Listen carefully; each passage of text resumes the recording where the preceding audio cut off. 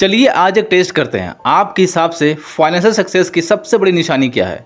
Option A, आपका खुद का घर हो। ऑप्शन बी, 1 करोड़ की नेटवर्थ हो। Option C, 1 lakh monthly income हो। एंड ऑप्शन डी, जब आप काम करना बंद कर दो और फिर भी पैसे आते रहे। अब आप इनमें से कौन सा ऑप्शन चूज करोगे? मैं वीडियो को 5 सेकंड के लिए पॉज करता हूं और आप लोग कमेंट बॉक्स में जवाब देना।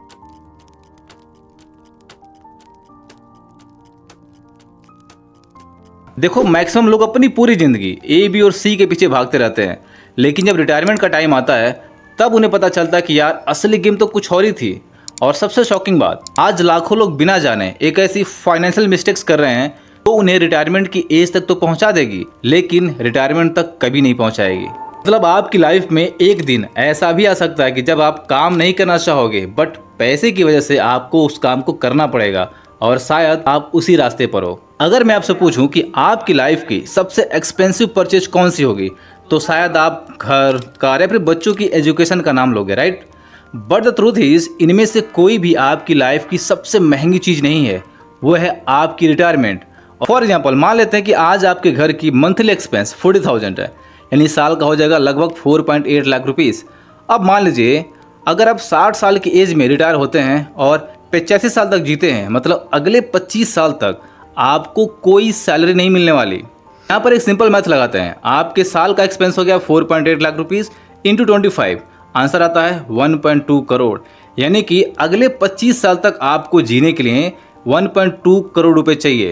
ये सिर्फ अपनी आज वाली लाइफ स्टाइल को मेंटेन करने के लिए है, ना कोई फॉरेन ट्रिप्स है, ना कोई लग्जरी कार्स है, ना ही कोई एक्स्ट्रा कंफर्ट, सिर्फ वही जिंदगी जो आज आप जी रहे हो। एक प्रॉब्लम है, ये कैलकुलेशन मानकर चलती है कि अगले 25 सालों तक दूध, सब्जी, बिजली, मेडिसिन और हॉस्पिटल बिल्स की प्राइस नहीं बढ़ेंगी। लेकिन हम सब जानते हैं कि हर साल चीजें महंगी होती जा रही हैं। अच्छा, आज 40,000 पर मंथ है, वही 25 साल के बाद 80,000 या फिर 1 लाख पर मंथ तक पहुंच सकता है।